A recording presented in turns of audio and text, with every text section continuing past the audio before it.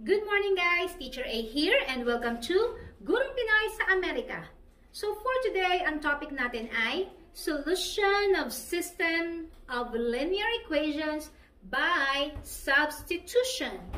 So from the title itself, ibig sabihin, sa pagkuha ng solution or ng root or ng sagot ng system natin, ay ipa-plug in natin yung first equation sa ating second equation para ma-solve ang first variable.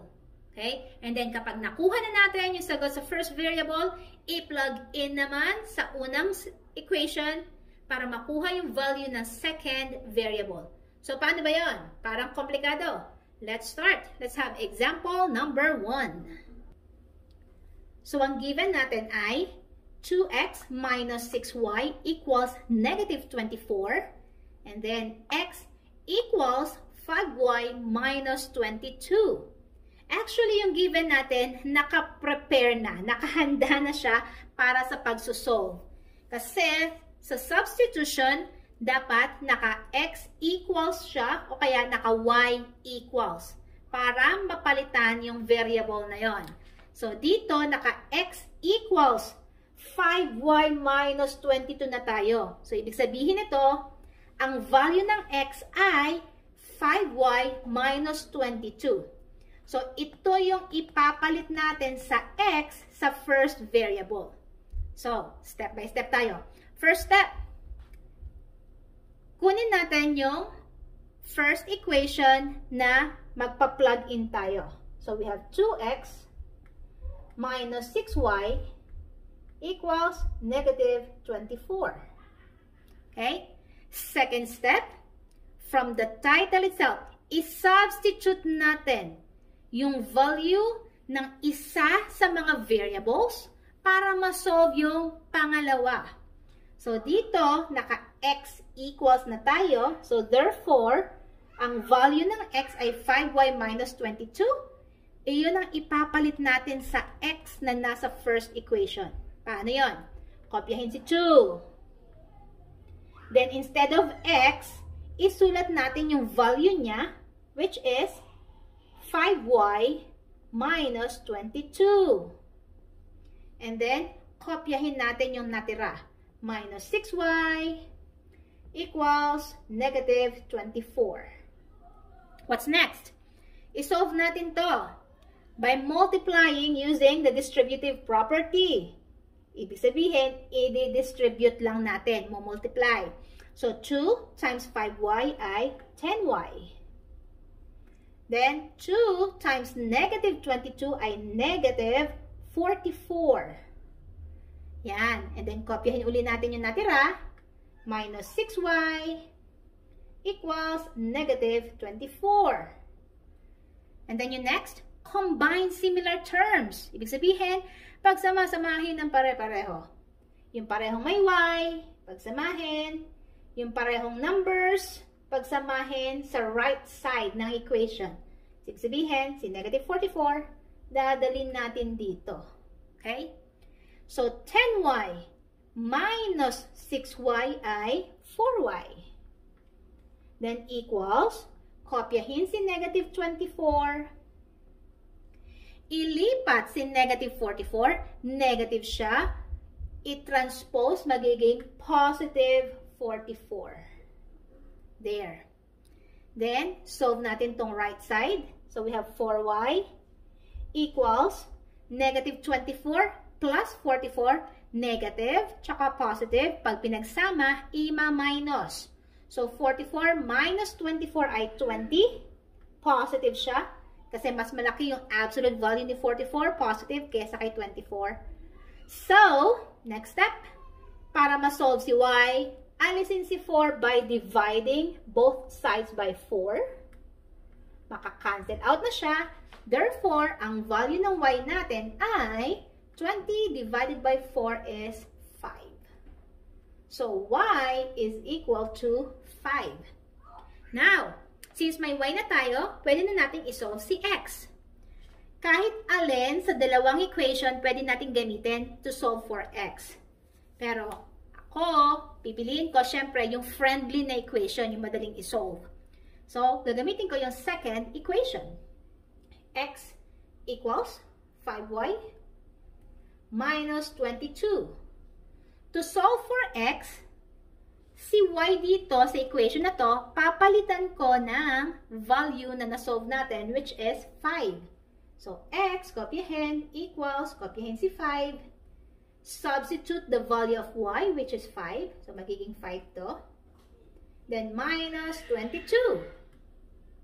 Then, solve natin yung right side. X equals 5 times 5 is 25.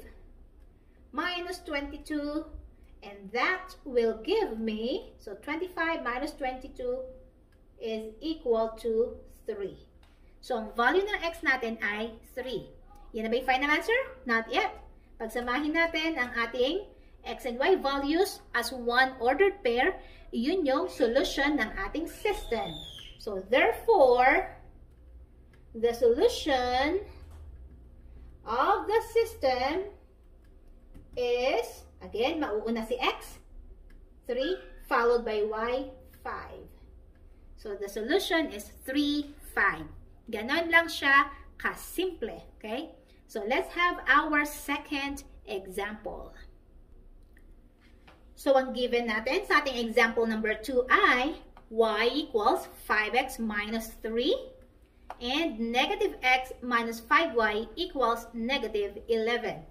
So, kung mapapansin nyo, yung ating first equation ay nasa slope-intercept form na y equals mx plus b, which means, pwede nating i-substitute ang value ng y na 5x minus 3 sa ating second equation. Ulitin ko. First step, i-check natin kung ano yung ating i-substitute. So, depende sa given. So, dito, naka-y equals na siya. Pero kung ito ay x equals, si x ang ating papalitan. Okay? So, kokopyahin ko ang aking second equation. Negative x minus 5y equals negative 11. So, papalitan ko si y ng value niya, which is 5x minus 3. So, kopyahin ko ulit si negative x minus 5, then substitute y, ang value ay 5x minus 3, sabi sa ating first equation, and then kopyahin si equals negative 11. There. So, second step, isolve natin itong ating sinubstitute by using the distributive property. Mumultiply natin.